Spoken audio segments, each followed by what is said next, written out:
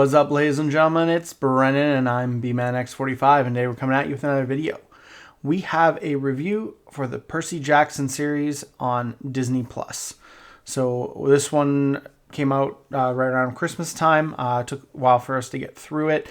We finally got through it a couple weeks ago, and I've been trying to get to doing the review. Unfortunately, me and my wife like to watch things together, and sometimes our schedules conflict, so it takes a while. We are currently still watching Avatar, and we are all caught up on Bad Batch, so we'll probably be doing like a halfway review for Bad Batch as well as Avatar once I get finished it. But this is our review for Percy Jackson and the Olympians, one of my favorite book series of all time, and let's get into it. And hey, if you enjoyed this type of content, be sure to smash that like button, comment down below. We'd love to hear your thoughts. Subscribe to the channel and hit that bell for notifications so you don't miss a single minute of the fun. All right, so we have our cast here. Walker Scobell, I think he did a really great job. I think that was, I know some people had issue with the hair color, but I think he did a pretty good job here.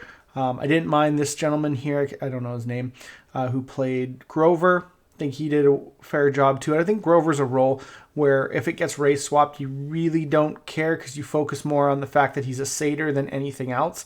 Whereas like with characters like Annabeth, where they do a major description of the character and stuff like that, and artwork of the character and stuff like that, I think that's where it gets a little bit more tricky. So I didn't like the fact that she'd been race swapped. I didn't like the fact that Chiron had been race swapped. I think like when you're going to do like a bunch of things like that, it just feels really forced. Like if it's one character or maybe two characters and then it's like 5 or 6 characters, and then you're like, okay, this is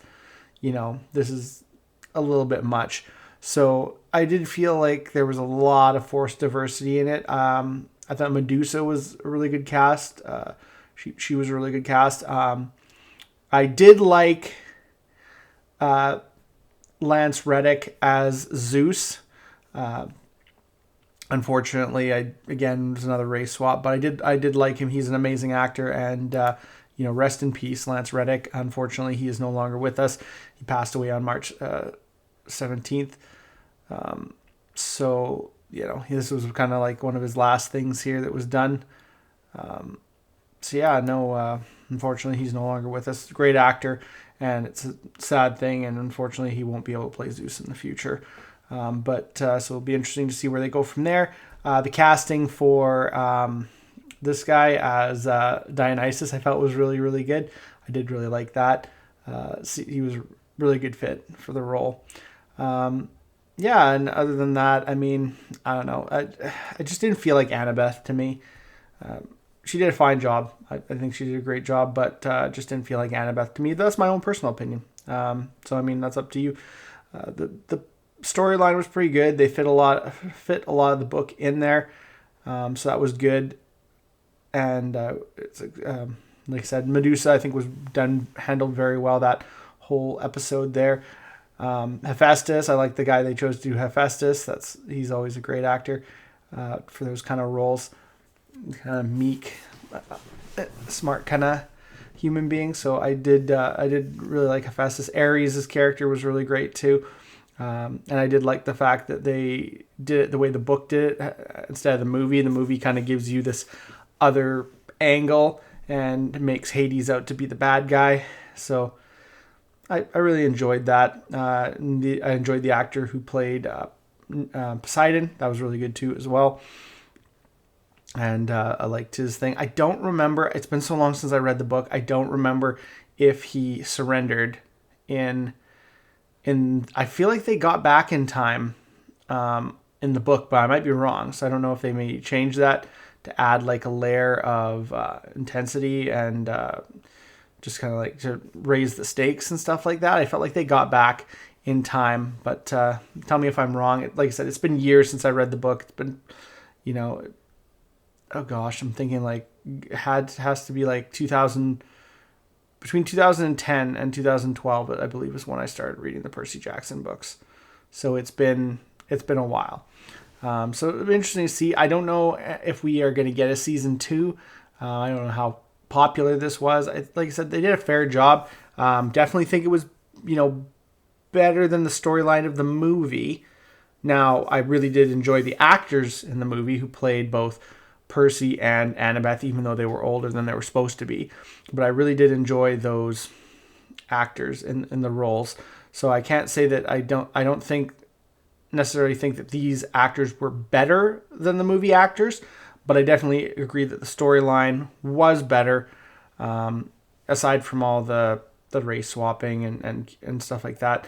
For some of the characters that I felt were a little bit more, appearance wise based. Like I don't have a problem generally if you race swap it because it's the best actor, but you better have the damn best actor. That's my take on that. When you say it's like, oh well, we wanted to, we only chose the best actor, and then that person ends up being subpar, then you've lied, and people can see you've lied because people can know, they know what good acting is and stuff like that, and makes them believe and stuff like that.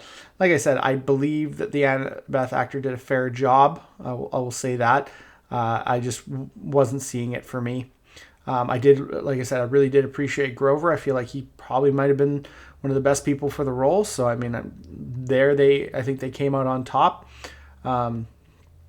Clarice too, I enjoyed her character. I don't remember if that was kind of her ethnicity in the book. Like I said, there's only a few people that I really kind of get the sense of their looks, and that's the ones that get described a lot. And so, other things you don't really have to care about. We'll see how things go with Thalia. Is she going to be race swapped as well because Zeus was black? If they do get a season 2, it'll be interesting to see. Hermes character I felt was perfect. Like, I really loved Nathan Fillion as Hermes in the second movie, even though the second movie was horrible. But I still really loved points of that movie, and that was one of them, Nathan Fillion. So the actor that they chose kind of reminds me a little bit of Nathan Fillion in his own way. So I thought that was really great. I thought that was a really good pick. It was a pretty good series. I mean, I recommend a watch. I mean, you might enjoy it. I don't think you're going to rave about it, unfortunately. I just don't think it's going to be something that you just like super, super into. I think you might enjoy it. You might watch it again when season 2 comes out. It's not going to be like a thing that you're doing. It's not going to be like a One Piece or something like that. But generally, no, I think it was a fair series. And I can't say anything too bad about it. I just wish they had done a couple things differently.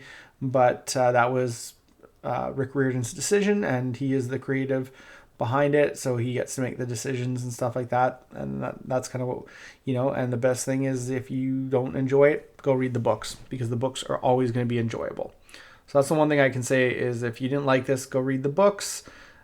They're a amazing work of literature, and I really do enjoy them. But that's all I got here. Tell me what you guys think. Again, rest in peace, Lance Reddick. He was an amazing actor. I loved him in Fringe, and I'm sorry that he is no longer with us, but hopefully he is at peace. Looks like that's all the time we have for this video. Thank you very much for tuning in, and we hope to see you in the next video. As always, have a wonderful day, and that's all for now, folks.